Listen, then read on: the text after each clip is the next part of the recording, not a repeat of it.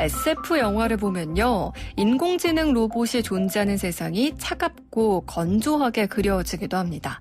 하지만 영화는 영화일 뿐 사람을 향한 따뜻한 기술 개발이 이루어지고 있는데요. 오늘 가치에서는요. 장애인의 일상을 편리하게 해주는 인공지능 로봇에 대한 이야기를 나눠보겠습니다. 서울시립대 교수이자 한국장애인재단 이사장 이성규 이사장님과 함께합니다. 안녕하세요. 네, 안녕하셨어요. 네, 저 2주 만에 뵙네요. 그렇죠? 예, 오늘 10월의 마지막 날입니다. 아, 그러니까요. 이 멘트 제가 했어야 되는데 뺏긴 듯한 느낌이 좀 듭니다만 앞서서 저희가 인공지능 로봇이 SF 영화 보면 좀 딱딱하고 뭔가 인간을 위협할 것만 같고 그렇게 그려지는 경우가 또 많긴 한데 실제 요즘에는 그 기술이 좀 따뜻하게 사용되고 있다 이런 얘기를 드렸는데요.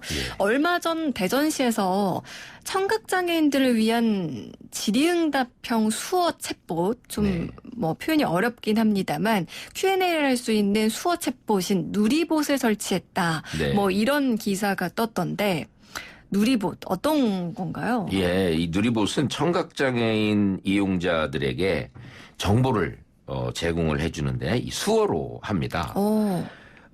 그래서 이제 이 챗봇이라고 지금 말씀을 하셨잖아요. 근데 챗봇은 채팅하고 로봇의 합성어인데요. 대전시에서 관광 홈페이지에 접속을 하면 이 챗봇이 원하는 정보를 제공해주고 있습니다. 그래서 이 수화 영상은 요즘 이제 수화라고 안 그러고 수어로 많이 쓰는데 3D 영상으로 잘 설명을 하고 있었습니다. 저도 한번 들어가 봤거든요. 사실 문자나 소리는 기계가 좀 대체하기가 쉬워 보이는데 수어는 손으로 뭔가 표현을 해야 하니까 그렇습니다. 이게 사람이 꼭 필요하지 않을까 싶었는데 요걸 3D로도 지금 인공지능으로 해주고 있다는 거잖아요. 자, 그럼 관련해서 계속 오늘 이런 이야기들 나눠볼까요? 예, 그래서 이제 누리본 이야기가 나온 김에 이제 4차 산업혁명 또 인공지능 기술 이런 부분들과 장애 또 복지 이런 쪽을 연관해서 좀 이 얘기를 해볼까 합니다. 4차 산업혁명 기술의 핵심이라고 하는 것이 역시 이제 인공지능 또 사물인터넷이란 말 많이 하잖아요. 또 로봇 등의 이제 발전이 그 중심에 있는데 앞으로 장애인 등 불편한 분들, 노인들도 그렇고요. 일상생활 하는데 상당히 도움을 줄 수 있는 그런 가능성이 열려가고 있는 게 아닌가 싶습니다. 아까 우리 조현지 아나운서 말씀에 그 따뜻한 기술이라고 그랬잖아요. 따뜻한 기술이 될 것 같아요. 그러니까요. 왜 얼마 전에 그런 게 좀 화제가 되기도 했어요. 그 시골에 혼자 사시는 독거노인이 살려줘라고 했는데 그걸 AI 스피커가 알아듣고 119로 전화 연결이 됐대요. 그래서 생명을 구할 수 있었다라는 그 사례가 또 화제가 되기도 했었는데 이런 걸 보면 좀 따뜻한 기술인 건 거죠. 그렇죠. 사실 인공지능 기술, 사물인터넷, AI다, IoT다, 로봇이다. 이제는 조금 익숙해지긴 했지만 그래도 누군가한테 설명을 하고 하면은 어렵거든요. 개념 정리부터 좀 해볼까요? 예, AI 지금 말씀하셨잖아요. 인공지능이 이제 Artificial Intelligence인데요. 그래서 줄여서 AI라고 하는데 이거는 학습 능력, 추론 능력, 지각 능력, 자연 언어의 이해 능력 이런 부분들을 컴퓨터 프로그램으로 실현한 기술입니다. 이걸 AI라고 그러고요. 예를 들어 보면 우리가 아이폰에서 시리아 좀 찾아줘 그런 거 있잖아요. 그 아이폰에 있는 시리아라든가 또 무선 TV에 기가진이라고 있지 않습니까? 그래서 지니야 5번 채널 틀어줘 등등 시리아 맛있는 음식점 좀 찾아줘 이런 부분들이 이제 AI의 하는 전형적인 그런 예라고 할 수 있습니다. 그렇군요. 그러니까 이런 거는 소리로 우리가 말로 이야기하면 그 친구가 이제 처리를 해가지고 뭔가 결과를 알려주는 그런 건데 사실 컴퓨터가 사람이 생각하고 실행하는 걸 지금 따라서 해주는 걸 그 기술 전체를 AI다, 인공지능 기술이다라고 이야기를 하는데 사실 저도 집에 이 AI 스피커가 네. 있어요. 예. 그래서 좀 벌써요? 아직은 벌써? 좀 오래됐습니다. 네. 네. 사용한 지 얼마 됐는데 뭐 이런 TV 틀고 하는 거 다 그렇게 하세요? 네, 근데 사실 아직 좀 답답하긴 해요. 네. 뭐 분명히 소리 좀 키워줘라고 했는데 갑자기 음소거가 될 때도 있고요. 네. 무슨 말인지 못 알아들었습니다. 뭐 이렇게 할 때도 있고 지원하지 않는 예. 기능입니다. 뭐 이럴 때도 있어서 좀 답답하긴 한데 예. 그래도 신기하긴 하더라고요. 그렇습니다. 뭐 요즘 그 사물 인터넷의 인공지능 기술을 접목해서 또 개발하는 사례들도 늘고 있으니까요. 네. 이 사물 인터넷이라는 게 말 그대로 인터넷 하면 우리 선 연결된 컴퓨터, 네. 뭐 휴대폰 정도 생각했는데 우리가 사용하는 전자기기의 인터넷으로 뭔가를 할 수 있다는 건 거잖아요. 연결해서. 요것 좀 자세히 또 설명해 주세요. 이 사물 인터넷이라는 게 이제 IoT라고 아까 말씀하셨잖아요. 인터넷 of thing이 이제 사물이죠. 사물 인터넷인데 사전적인 정의로는 이제 각 사물들, thing들의 센서를 부착해서 실시간으로 데이터를 인터넷을 통해서 서로 주고받는 기술, 환경 이런 부분들을 의미하는데요. 요즘 스마트폰으로 왜 서울페이, 교통카드 이런 거 다 하잖아요. 네. 그래서 이를 사용하기 위해서는 휴대폰의 상단 바에 보면 NFC가 있잖아요. 네. 여기에다가 이제 이런 그 뭐 구좌, 계좌 정보를 넣어가지고 결제하고 이런 부분들에 상당히 이제 인터넷의 용도가 좀 점점 발전하고 있는 것인데 이런 부분들을 이제 사물 인터넷이다 이렇게 하고 있습니다. 이게 뭐 흔히 광고 보면 네. 집 밖에서 뭐 회사에서도 집 안에 있는 도시가스를 끄고 켜고 한다던가 에어컨을 미리 켜놓는다던가 뭐 이런 것들도 다 사물 인터넷의 예시라고 알고 있는데 요게 사실 비장애인들한테도 편리한 기능이긴 하지만 장애인분들한테는 일상생활에서 바로 사용하기 정말 좋을 것 같거든요. 그렇습니다. 실제로 좀 체감할 수 있는 것들이 있을까요? 예, 그럼요. 특히 이제 가전제품에 많이 있는데요. 예를 들어서 시각장애인이나 지체장애인 같이 이제 몸을 움직이기 불편하거나, 또는 집안 출입도 쉽지 않거나 이런 분들이 홈 시큐리티 기업의 지페이스봇이라는 인공지능 기술을 활용한 얼굴 인식 보안 로봇이 있거든요. 네. 그래서 얼굴을 인식하고 1초 내에 문을 열어주는 그런 그 장애인들 집안의 출입이 불편하고 이런 분들 같은 경우에 사실은 휠체어를 타고 문을 이렇게 뭐 키로 연다던가 그런 카드로 것도 연다던가. 좀 불편하고요. 네. 또 팔이 불편한 분들은 문 열기 대단히 불편하거든요. 네. 그러니까 이런 경우에는 얼굴만 인식을 하면 이제 앞으로는 얼굴 말고도 본인의 특징을 입력시키면 되겠죠. 예, 그렇게 해서 불편사항을 해소해주는 그런 경우가 있습니다. 기술 자체는 참 첨단으로 느껴지긴 하는데 네. 요거를 진짜 사용하려면 비용이 얼마나 들까. 네. 이게 설치 비용이 만만치 않을 것 같은데 뭐 이런 생각도 드는데 아직까지 대중화되지는 않은 건 거죠? 그렇죠. 아직은 그 비용이 많이 들고요. 또 이제 일부 대기업에서 뭐 LG U 플러스라든가 이런 쪽에서는 시각장애 가정에다가 500가구 정도의 AI를 이제 제공을 했습니다. 네. 물론 이제 소리로 정보를 주고받는 인공지능 스피커인데 뭐 아이가 약 먹을 시간을 알려준다거나 뭐 동화책도 읽어주고 또 뭐 시각장애인의 육아에도 활용하고 이런 부분들이 있는데 이 경우도 이제 다른 인터넷과 기기가 LG하고 동일해야만 되는 그런 또 단점도 있고요. 네. 그래서 완전하게 일반화는 아직 안 되는 것 같습니다.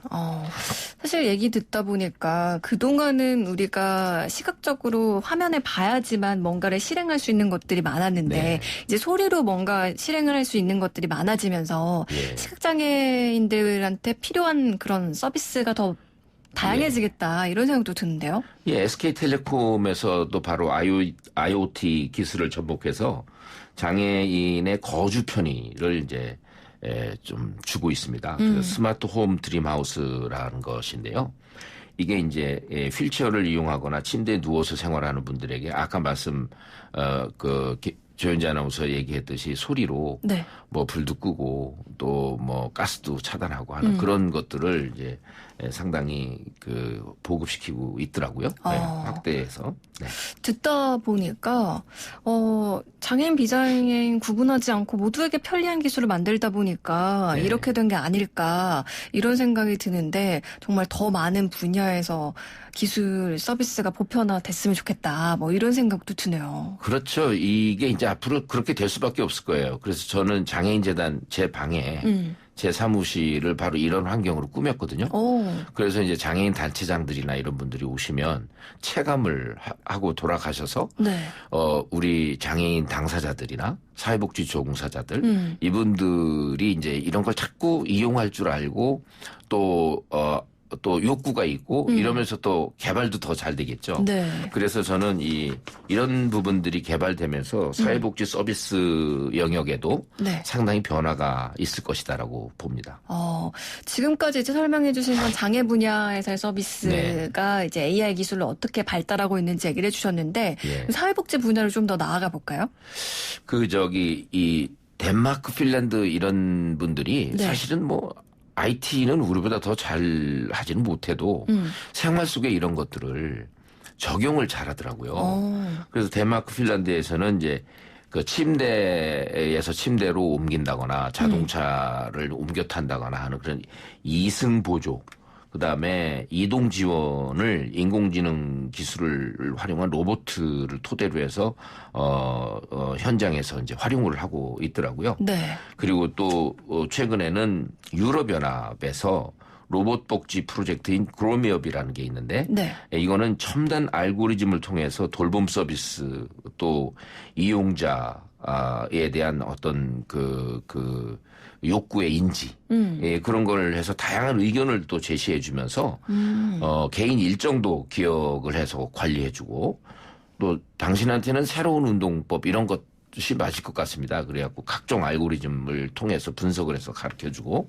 또 식생활도 이것보다는 당신 건강에 저 음식이 좋을 것 같습니다. 이런 얘기까지 다 해주는 네. 그런 정말 하나의 상담 내지는 그 보조, 생활 보조를 네. 척척 해주는 그런 쪽으로도 이제 활용이 되고 있습니다. 이게 어떻게 보면은 알고리즘이나 딥러닝을 통해서 어떤 네. 도움을 주는 데이터를 통해서 도움을 주는 거니까 네. 그냥 뭐 감각적으로 이런 거 같으니까 이런 거 한번 해보세요라는 것보다는 조금 더 신뢰감이 분석적이죠. 가지 않을까 뭐 이런 생각도 드는데 근데 이 로봇이 이런 걸 대신을 하다 보면은 사실 우리 사회복지 분야에서 사회복지사나 아니면은 뭐 노인 돌보미 분들이라던가 뭐 다양한 분야에서 일하고 계시는 분들이 있잖아요. 네.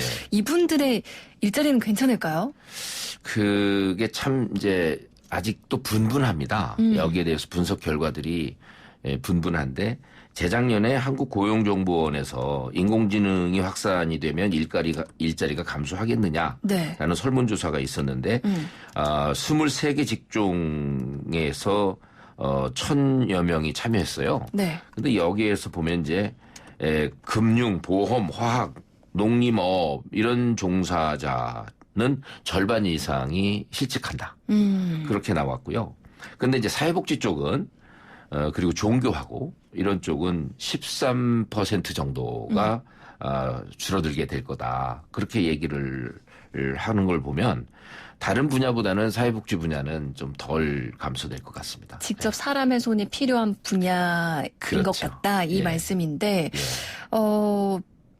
좀 더 분석을 해보면은 결국은 아무리 기술이 발달해도 사람이 필요하다는 얘기겠죠. 그렇죠. 감정, 뭐 상담을 할 때 물론 이제 요즘 뭐 로봇이 상담도 해주고 하지만 그 부분을 정말 인간이 인간을 이해하는 만큼 상담을 하고 공감 능력이 아무래도 예, 그렇게 소통할 수 있겠느냐. 이제 그런 부분들이 반영이 된 것 같아요. 그렇군요.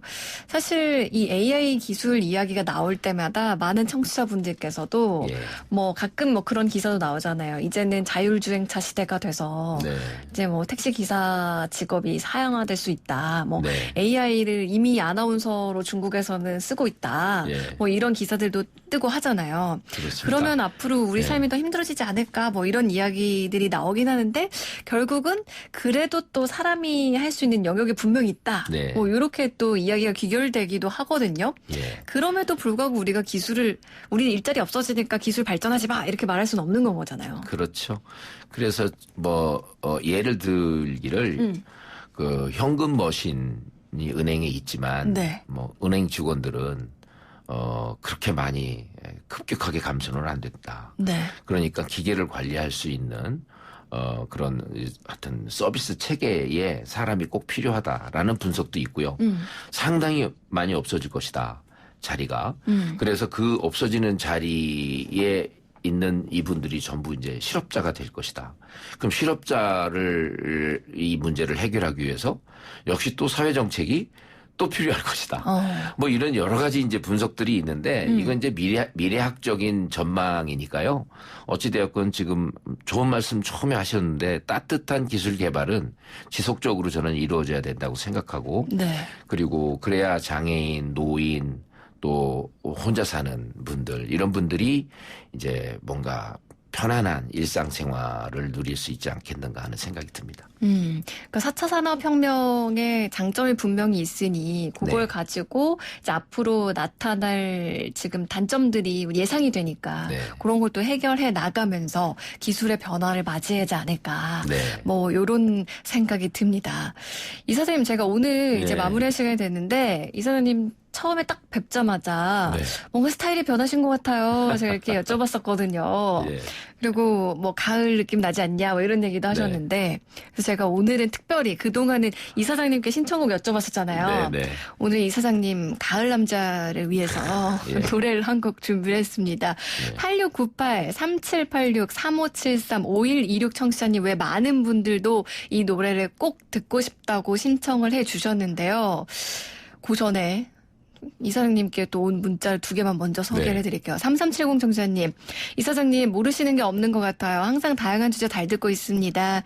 규봇 이렇게 보내주셨는데 아마 이성규의 로봇 합쳐서 규봇 이렇게 보내주신 것 같고 0311 청취자님도 장애를 돕는 기술이 발전하면 장애의 의미와 기준도 좀 바뀔 것 같아요. 네, 그런데 그렇죠. 예. 분명히 이것도 변화가 예, 있겠죠? 예. 이제 장애 기준도 없어질 거예요. 네. 맞습니다. 감독님, 저희 다음 노래 좀 먼저 깔아주시겠어요? 전주만 들어도 바로 아실걸요? 예. 무슨 노래인지 아시겠어요? 예.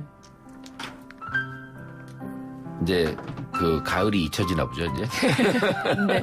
이용의 잊혀진 계절 전해드리면서 우리 한국장애인재단 이성규 이사님과는 인사 나눌게요. 오늘 말씀 고맙습니다. 네, 감사합니다.